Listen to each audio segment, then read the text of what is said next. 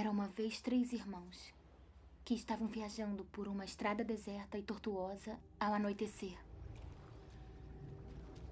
Depois de algum tempo, os irmãos chegaram a um rio muito perigoso para atravessar. Os irmãos, porém, eram versados em magia. Os 3 irmãos simplesmente balançaram suas varinhas e fizeram uma ponte. Antes que pudessem atravessar a ponte, tiveram o caminho bloqueado por uma figura encapuzada. Era a Morte. Ela se sentiu traída. Traída porque o normal seria os viajantes se afogarem no rio. Mas a Morte era perspicaz. Ela fingiu parabenizar os 3 irmãos por sua magia e disse que cada um ganharia um prêmio por ter sido inteligente o bastante para evitá-la. O mais velho pediu a varinha mais poderosa que existisse. E a Morte lhe deu uma varinha feita da árvore de sabugueiro. O segundo irmão resolveu humilhar a Morte ainda mais e pediu o poder de ressuscitar os entes já falecidos. Então a Morte apanhou uma pedra da margem do rio e a entregou a ele. Finalmente, a Morte perguntou ao terceiro irmão, um homem humilde. Ele pediu algo que lhe permitisse sair daquele lugar sem ser seguido pela Morte. E a Morte, de má vontade, lhe entregou sua própria capa da invisibilidade.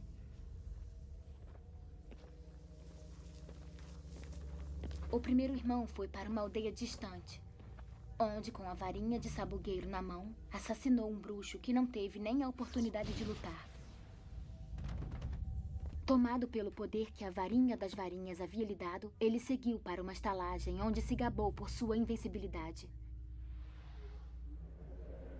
Mas naquela noite, um outro bruxo roubou a varinha e, por segurança, cortou a garganta do mais velho dos irmãos. E assim a Morte levou o primeiro irmão. Enquanto isso, o segundo irmão viajou para casa, onde pegou a pedra e virou-a 3 vezes na mão. Para sua alegria, a moça que um dia desejara desposar antes de sua morte precoce apareceu diante dele. Contudo, ela estava triste e fria. Não pertencia mais ao mundo dos mortais. Enlouquecido pelo desesperado desejo, o segundo irmão se matou para poder unir-se a ela. Assim, a Morte levou o segundo irmão. Já o terceiro irmão, a Morte o procurou por muitos anos, mas jamais conseguiu encontrá-lo. Somente quando atingiu uma idade avançada, foi que o irmão mais novo despiu a capa da invisibilidade e deu-a para seu filho.